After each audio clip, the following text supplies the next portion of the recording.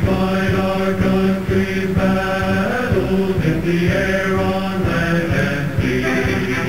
First to fight for right and freedom. La réalité d'aujourd'hui, en particulier, est beaucoup plus complexe. Un certain nombre des employés des sociétés militaires privées ne combattent pas, mais ils vont aider au combat, ils vont préparer le combat, ils vont aider les combattants à mieux combattre. Sont-ils encore des mercenaires? Eux vont dire qu'ils sont des techniciens, des conseillers, des gens qui assurent le service après-vente après la vente d'un armement. Après tout, si je vends un tank, puisque je fabrique des tanks, je vais probablement, parce que le niveau de complexité de ces armes est assez élevé aujourd'hui, je vais probablement devoir envoyer certains de mes employés pour montrer comment servir du tank. Alors si je le fais en temps de paix, bah, je suis l'employé de Serge Dassault et personne ne va me qualifier de mercenaire. Si je le fais en temps de guerre, s'il y a la guerre, et qu'un des belligérants me commande des tanks, et que mon patron m'envoie montrer comment on se sert des tanks. Je ne vais pas tirer à blanc dans la mer, puisqu'on est en plein conflit, je vais leur montrer comment tirer sur l'adversaire. Je vais participer à la guerre. Je ne suis pas directement un mercenaire, mais je suis indispensable à la guerre. Je vais aller plus loin. Pour envahir l'Afghanistan, il faut que les soldats américains, notamment, puissent dormir le soir. Parce qu'on ne combat pas 24 heures sur 24, même s'il y a maintenant des drogues pour combattre 24 heures sur 24 pendant 3 jours, mais évidemment, il faut quand même dormir. Dormir, manger, boire, se reposer, ça veut dire une base. Qui l'a construite traditionnellement? L'armée. Plus aujourd'hui. Aujourd'hui, on sous-traite à des entreprises qui vont vous construire une base. Et qui vont employer, bah non, pas des combattants, des maçons, des ingénieurs, des architectes, des je sais pas quoi. Le plombier qui va installer les toilettes, c'est un mercenaire? Non, vous allez me dire. Mais s'il installe des toilettes pendant la guerre, toilettes qui sont indispensables à la guerre, vous allez me dire, on n'a pas besoin, on peut pisser n'importe où, on peut se débrouiller, comment on fait bon, sauf que pendant 6 mois, une des bases américaines en Afghanistan s'est mise en grève pendant la guerre d'Afghanistan. Les soldats américains ont refusé d'aller se battre pendant 6 mois parce qu'ils ont attendu 6 mois leurs toilettes et leurs douches en plein désert. Ils les ont attendus alors que l'armée américaine avait sous-traité le boulot à une société militaire privée qui, comme c'est souvent le cas, avait fait de la surfacturation, avait employé un peu n'importe qui, essayé de retarder le maximum, s'est fait payer très vite, et puis à retarder au maximum les travaux, parce qu'après tout, si les soldats en question se font tuer, il n'y a plus besoin de construire, mais au moins on a dû payer. Bon, ce genre de calcul, strictement économique. On est entre gens en cravate qui discutent business. Mais voyez que l'implication pour la guerre, elle est évidente. Les soldats ont refusé d'aller se battre parce qu'il n'y avait pas de douche, parce qu'il n'y avait pas de toilette. Alors, est-ce que celui qui construit les toilettes est un mercenaire?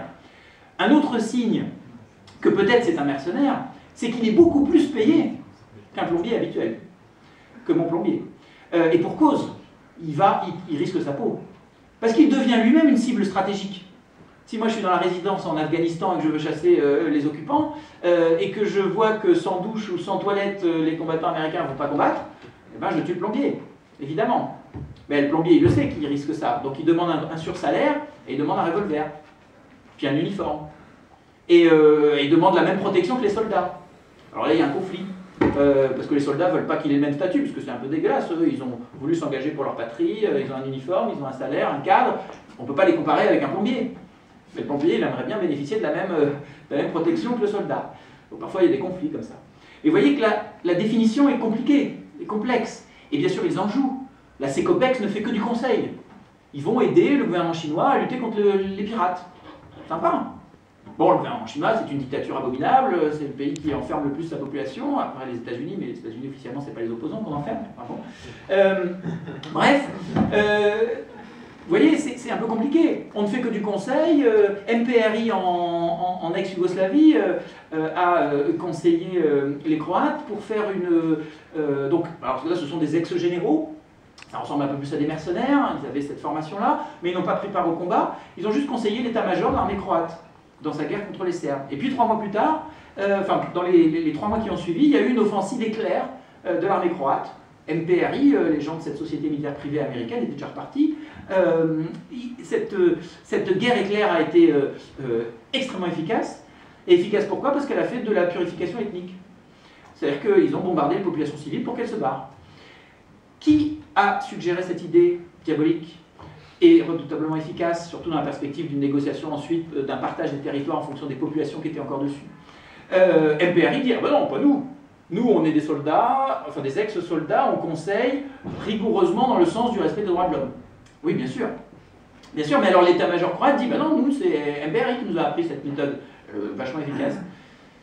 Alors là, on a un problème. Si on veut poursuivre en justice, si on veut attaquer politiquement, qui on attaque? Les États-Unis, eux, ils disent, ah ben non, oui, ce sont des Américains, mais c'est des acteurs privés, ça ne nous regarde pas. L'acteur privé en question, ben non, il dit, ben non, c'est pas moi, moi je n'ai conseillé que le respect des droits de l'homme, une guerre propre, chirurgicale. Bon. Alors là, on peut dire, bah, oui, vous pourriez nous montrer votre contrat commercial, parce que peut-être que ce qu'il y a dedans nous donnerait une indication. Ah ben non, secret commercial. Ben oui, secret commercial, dans l'économie, les secrets, enfin, les contrats sont protégés par le secret commercial. Bon, alors, est-ce que c'est l'état-major croate? Eux, ils vont renvoyer la balle. Et si on veut faire un procès, devant quelle juridiction? Un juge croate? Un juge serbe des victimes de la purification ethnique de ce moment-là? Un juge américain? Parce que ce sont des Américains qui ont conseillé. Quel juge? Où? Et quel juge va pouvoir enquêter? Aller contrôler des employés de sociétés militaires privées sur le terrain? Eux, ils disent, on est contrôlable. Regardez, c'est le marché. Le marché, dans une conception néoclassique ou néolibérale bien comprise, c'est vertueux, forcément. Regardez, nous avons pignon sur rue, nous ne pouvons pas nous permettre des bavures. Si l'on fait des bavures, comme nos employeurs sont, la plupart du temps, là le gouvernement croate, ça faisait exception, mais la plupart du temps sont le gouvernement américain, le gouvernement français, britannique, l'ONU, le Haut Commissariat aux réfugiés. Ce sont des organismes démocratiques. Jamais ces gouvernements ou ces organisations internationales n'emploieraient des mercenaires au sens classique du terme. Donc, quelque part, le marché, si nous voulons, nous, sociétés militaires privées, continuer d'avoir l'argent des pays démocratiques, les commandes des pays démocratiques, nous devons de respecter le droit international et les droits de l'homme. Bon, ça a l'air de tenir la route. Mais non, pas du tout. Nous devons de bien communiquer, comme le font nos multinationales. Elles ont toutes des chartes éthiques. Ah oui, elles respectent l'environnement dans la charte et le droit du travail. Et il n'y a pas d'enfants qui travaillent dans leur usine. Mais elles n'ont plus d'usine. Leurs usines, c'est les sous-traitants. Là, il y a plein d'enfants par contre. C'est pareil dans le secteur des sociétés militaires privées. La réalité, c'est que nos gouvernements démocratiques recourent précisément à ces sociétés militaires privées pour contourner les contre-pouvoirs, pour violer la démocratie, pour violer le droit international, pour faire ce qu'on ne peut pas assumer devant le tribunal des peuples, devant le tribunal de l'opinion publique. Je ne sais pas où j'en suis, j'ai encore un petit peu d'histoire à faire, j'ai encore longtemps. A été conduite par des mercenaires, puis des armées de mercenaires.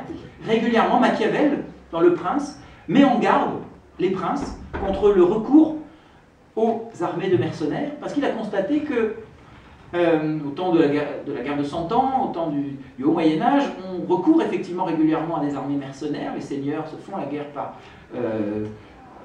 grandes compagnies, on les appelle comme ça, condottieri en Italie. On recourt à cette main-d'œuvre mercenaire, surtout à la fin de la guerre de 100 ans, où tout d'un coup il y a plein de combattants de nouveau disponibles, qui savent faire qu'une chose, combattre, puisque ça fait des dizaines d'années qu'ils combattent, et qui vont se mettre au service des seigneurs ou des villes pour assurer leur sécurité.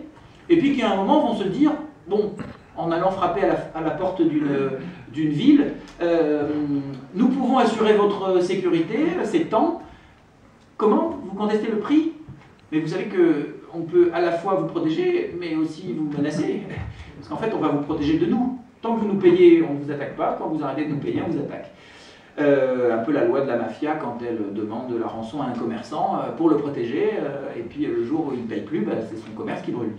Il s'est passé la même chose. Et alors on est allé même jusqu'à des paradoxes guerriers.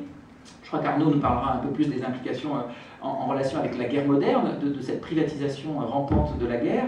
On a eu, au XVe ou XVIe siècle surtout, des armées de mercenaires amenées à se rencontrer pour se combattre, et qui décidaient, puisque quand même le mercenaire est là pour l'argent, il n'est pas là pour mourir, il y a des limites, qui décidaient de jouer au dé.